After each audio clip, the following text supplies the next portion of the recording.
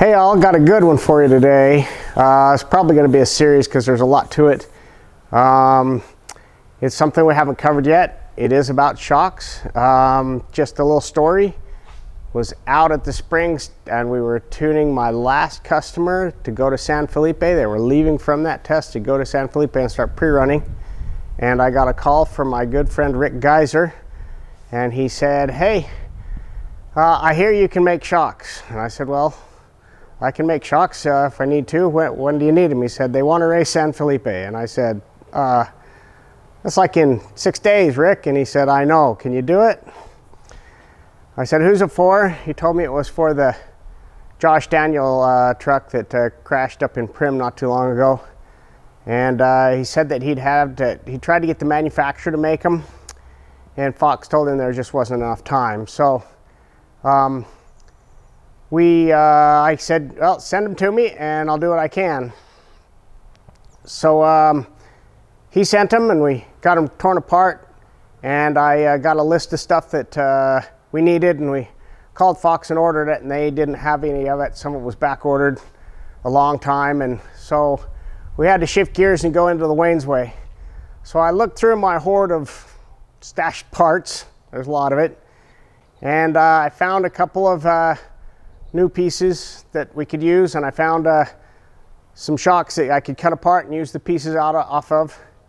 And so what this story is this is how, in a pinch, as fast as we can, basically in one day, we custom build a bypass shock out of parts we had. Fortunately, we did have the exact body, and that was the only part that would have been difficult. I still could have done it, but this made it easier. And so we had the body, and I had a bunch of parts that was able to mix and match and get a shock that is good working shock and get it out. So follow along as we take you through the process. I'm not going to stand here and tell you it's the way I want to do it every time. I don't. But when somebody has to get to the race, we get racers to the race so they can race. So that's what we did, and follow along, and let's get into it. We got a shock. It was in a catastrophic. Reservoir is supposed to be piggyback, no longer attached. There's a good one. There's the tube, supposed to be attached. And not anymore, bent. There's actually a divot in the bypass housing to the point where that's not usable. That needs to be replaced. This one is questionable at best.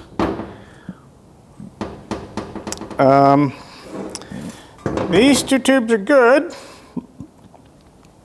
So what are we going to do Wayne's Way? What I wanted to do was just make slug, heat this thing up red hot, run it through, weld everything back together, send it. But there's so much deformity inside that tube all the way down. We're not just talking in one place. We're talking here, here, here, and then it was side loaded hard when it did this, and this is deformed, so can't do it. So thanks to another good friend of mine who called one day and said, hey, cleaning out, don't know why I have them, but I have them. Do you want them? I'm like, yeah, I want them. I always say that. If you want it, if you have it and you don't want it, I probably want it if it has something to do with anything with the throttle. I'll just say it. It doesn't need a throttle, motor, engine or motor. What's the difference between engine and motor? A motor takes outside power and makes rotation or motion, or rotational or linear force, and an engine uses a volatile of some variety and makes it's not even necessarily volatile, and makes internal power. So it both makes the rotation and the power, usually internal combustion, external combustion, i.e. steam engine, that kind of thing. I explained that really poorly, so let's not talk. Let's not go into that anymore. Pretend I didn't say that. Okay, so I got my coffee, so everything's good. It is Wayne o'clock in the morning. This is a job that has to go out today. We had a plan. It was going to go out a week ago. Not going to happen. Well, it's going to go at the beginning of this week. Not going to happen now. It's a today job, so let's get into it.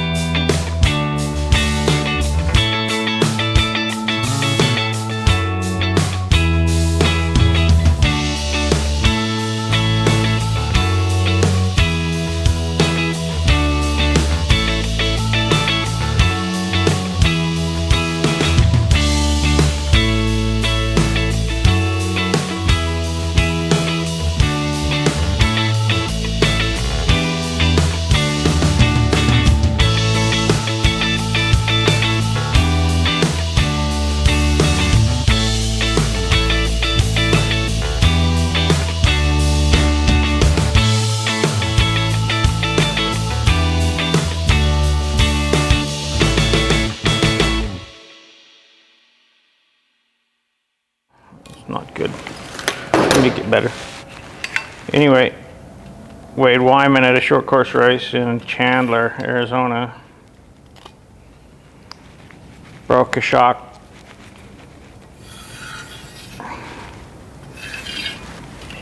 On a Pro Light. I went, didn't have any pieces, didn't have a welder, got the body cleaned up, figured out what I needed. The only thing I was missing is a bypass tube.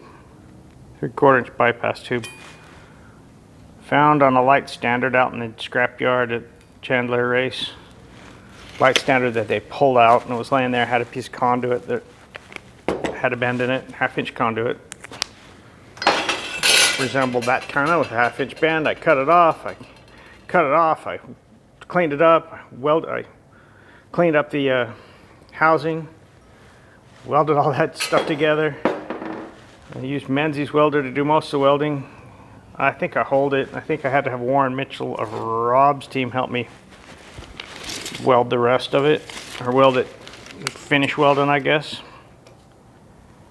6.7. And so that would be 6 and 11/16, 15 and 3/16. Anyway, I think I had Warren had to help me. He's a heck of a welder. He was able to help me get it together like that, and then I stayed up honing, getting it ready to go. And the next day he raced. Sorry, I won't talk with my. Next day he raced. I don't know if they've raced a lot since then, but I think they sold the car and a set of shocks came in. And there's this shock with this piece of conduit welded to it, still working. That's funny. All right, so what we're doing is we're transferring and putting the measurements. This is the short rebound measurements from the whole pattern on this shock, and then we're going to drill them. And then we're going to clean up some tubes that we can save and make some new tubes that we can't. This thing's going to ship today. Going to be really hard to do this much welding this fast and not distort the body some, so I'm not looking forward to it, but we'll do it. We get racers to races.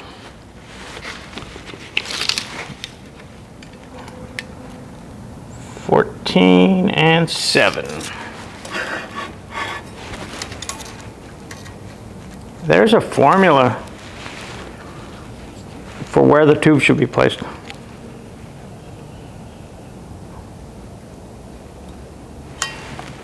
Everybody has one.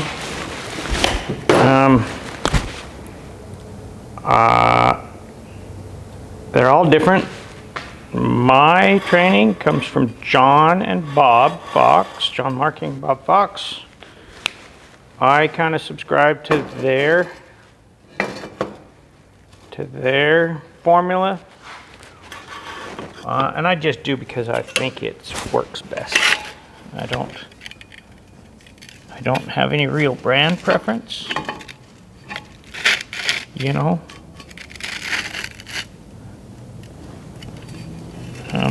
Love the guys at King. Radflow and I have gotten a deal going where we do work together, and that really works really well for both of us, I think. And I like Radflow shocks. I like ADS shocks.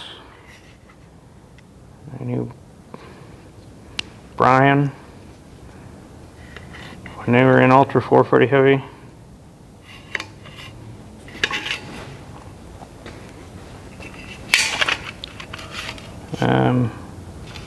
They seem to be getting back in. That's good.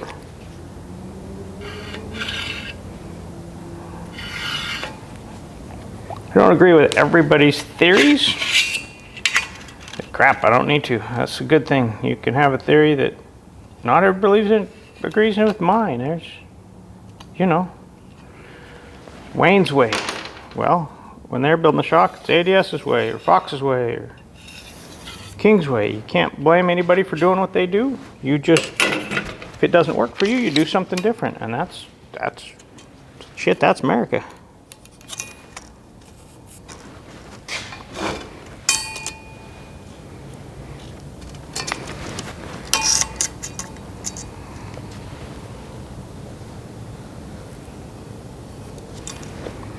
And yes, tape measures just fine for these measurements. Would I rather it be CAD? Damn right I would. Is it gonna be? Nope. Why is it not gonna be? Because we have no time. What movie is that? I think it's Jurassic Park. I don't remember.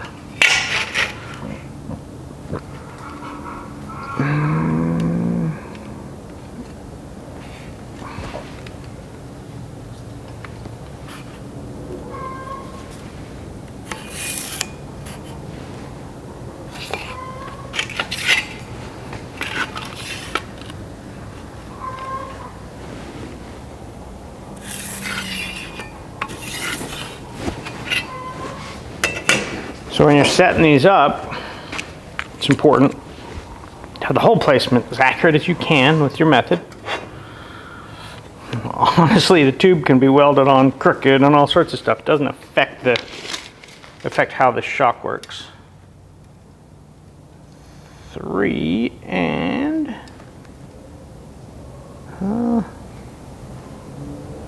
5/8, 3 and 5/8, 16 and an 1/8.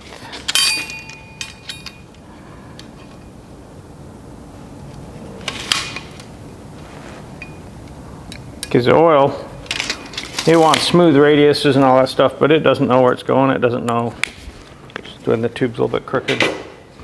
We're not going to make them crooked. That's why we're doing the best we can here. We are in a hurry, so LR. So there we go. That's all of them. Gonna get our center loaded spring punch and put a mark on all of them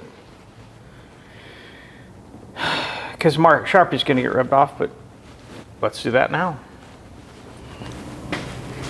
Do this center punch. If y'all haven't seen this center punch, I think we got it off the Snap-on truck. That's not really my style. I thought that looked ridiculous. And then I used one. My guy bought one. I asked to use it. I used it on a piece of tool steel. It wasn't hardened. It wasn't terribly hard, but it was tool steel, so pretty hard. It marked that center for that tool steel like it was mild, and I gave in about one.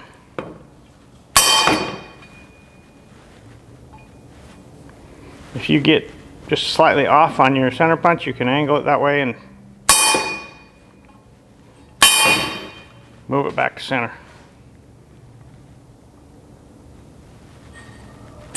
We're talking a few thou, we're not talking an eighth of an inch. Nice.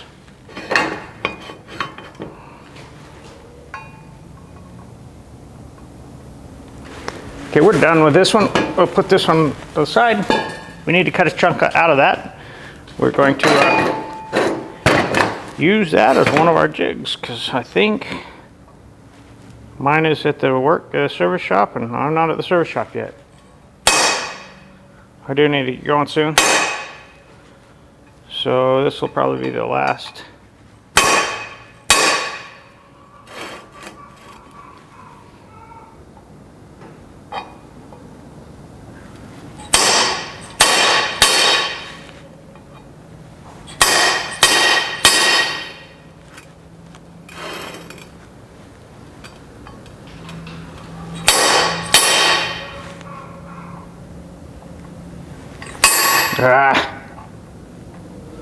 That's the thing I don't like about it, is if you're really going to get energetic and you pick the damn point up. If you know what you're doing, you just gotta be careful not to do that. It's not the end of the world, just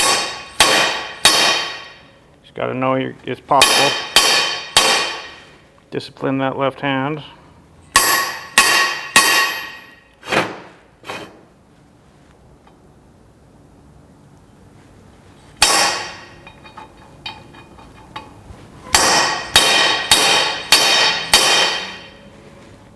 So I had to work that one back, missed a little bit.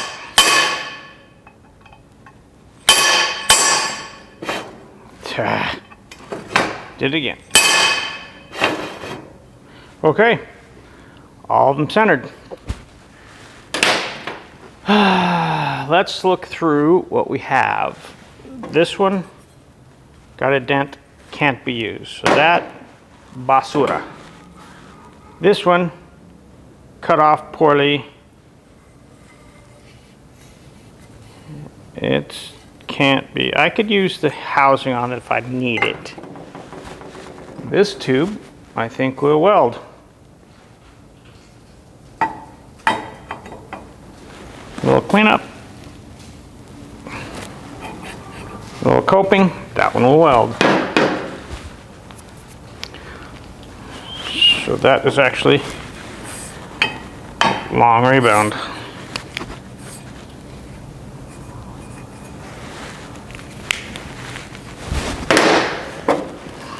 This one is short compression, pretty sure. Maybe short rebound.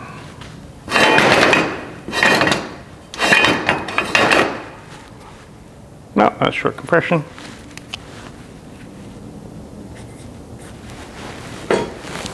So what we'll do is we'll cope them a little bit better, take some of the weld that's left off there, if I cut them right, and then get the nickel or zinc coating off of them, sand it a little bit, and then we'll prep those for weld, clean those up, weld those on.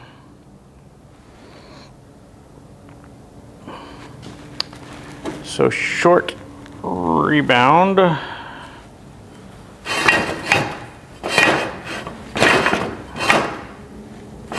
Right there. No, this is mid compression. Yeah, this is short rebound. This is short SR.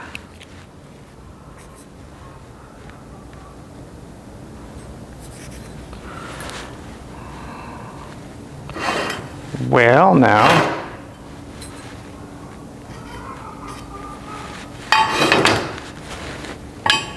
we got to go get the other body. Make sure that we haven't screwed this up. Looks like I. And there,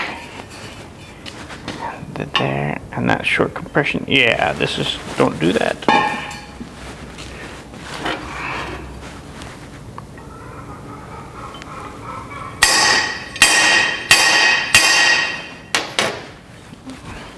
And this is the market.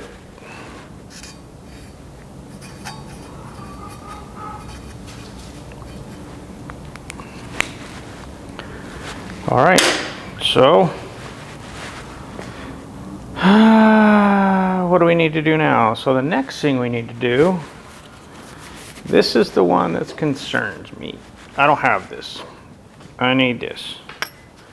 Can I get it? Yes. Can I make it? Yes. So that's what we need to work on. Appears to be an 1¼ inch tube.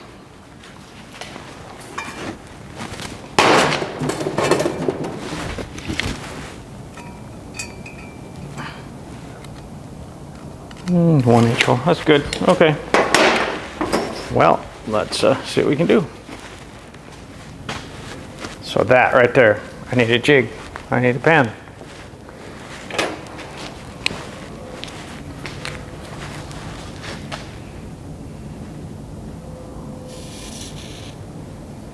I'm going to cut something like that out. Long. What's that going to do for me when I cut that out? Because I don't have my jig here. I can use this as a spot. Come on, Wayne. I can use this as a spot driller. And when I say a spot driller, I'll cut out that strip. I'll be able to center that on and hose clamp it on each side and then just spot drill. And then on the drill press, drill the hole. That keeps the pattern concentric. These, you know, like that one I don't need. That's pretty easy to do. That one, big drill, but pretty easy to do. But ones with the multiple ports where the piston passes under pressure so the wear band doesn't get sucked into the big hole, which happens. You have to drill in a pattern similar to this. Sometimes they do a different pattern. Sometimes it's 6 holes like, sometimes it's 6 holes like this. Sometimes it's just four holes, but they're all usually right about 1/4 inch.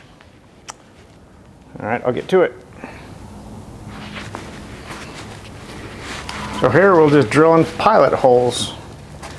Most is a 1/4 inch or just under, so we've got a 200 thou drill in the drill press, and we're just drilling the pilot holes for everything, center hole of anything exposed to the piston, like here and here, and then a pilot for that. We'll run a, usually I use a unibit. It just seemed to work good, cut round all the way through, so yeah.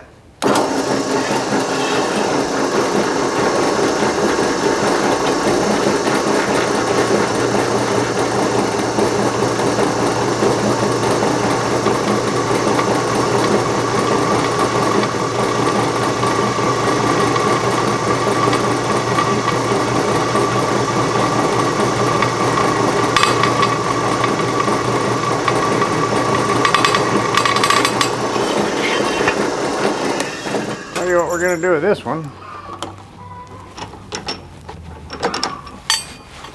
Unheard of in today's world. I'm going to sharpen this drill bit. I'm all high and mighty on my old guy horse. Now we get to see. That grinder has been off balance since I bought it. And shit, 94, 95? And I've never done anything about it. I have a balancer too, that's the funny thing.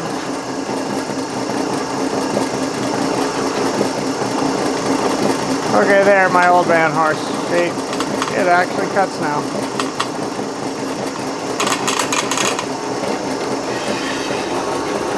Yeah, you can grind a drill bit, you can sharpen a drill bit. It's not that hard.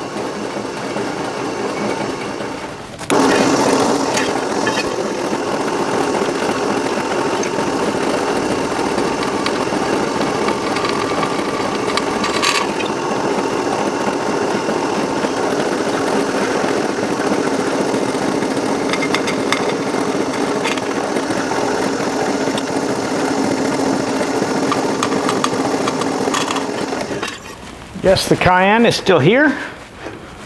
We've kind of got it to where we're working on some shocks and we're ready to go, so pretty happy with that. We've drilled with 200 thou drill bit. Why do we do that? Well, I do that because 200 thou, I can weld that up, sand it. You'll never know I screwed it up if I were happen to drill one wrong like that. But I always double check everything. Since I have old tubes, I will. But that's good.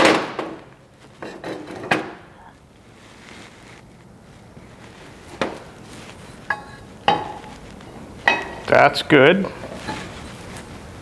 That's one of the usable ones, yes. Mid-comp, broken. That we can work with. Good. Long comp.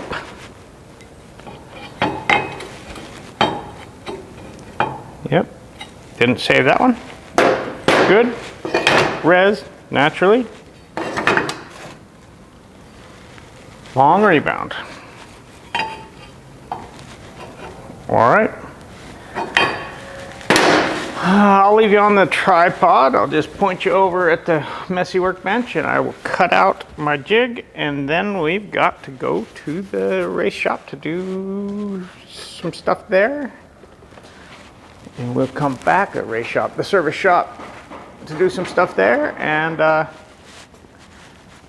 then we'll be back on this. Got my wonderful safety glasses to keep my eyes from not falling out of my head.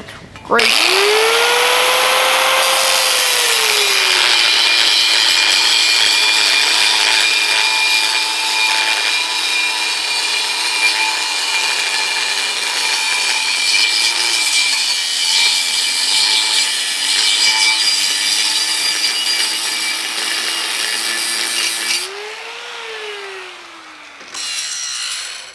That's a well-used cutoff wheel. That's the way I like them.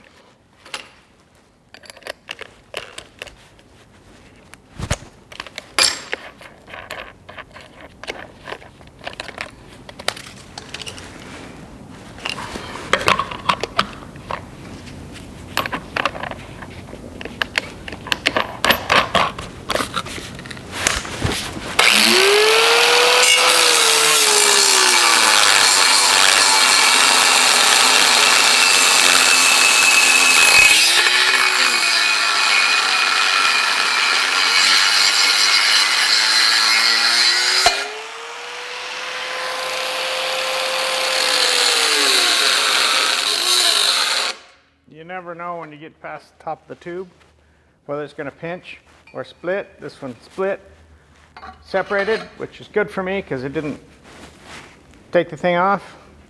You have to be aware of that.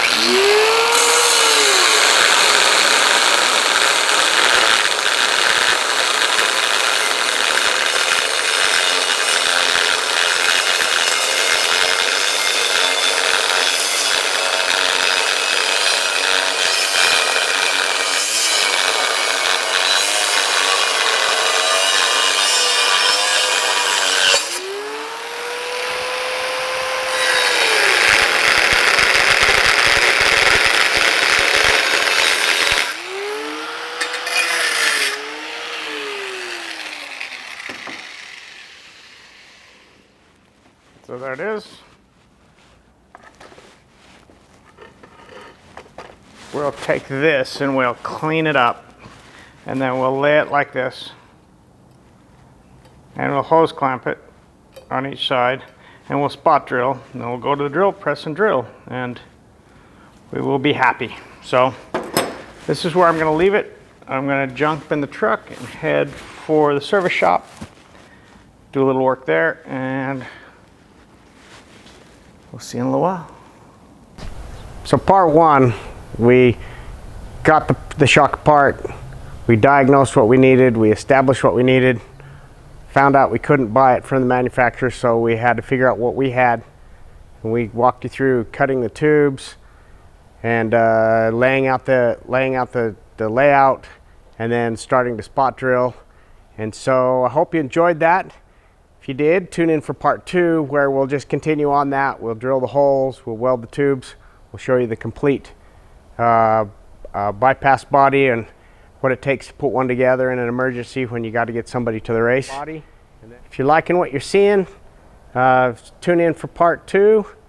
Hit the notification bell, like, subscribe, comment down below. We want to hear what you have to say, and please tell your friends or anybody you might know that might be interested in this sort of thing. We're trying to do some things we don't see other people do, so if you like it, let us know. Thanks for watching, and stay tuned for part 2.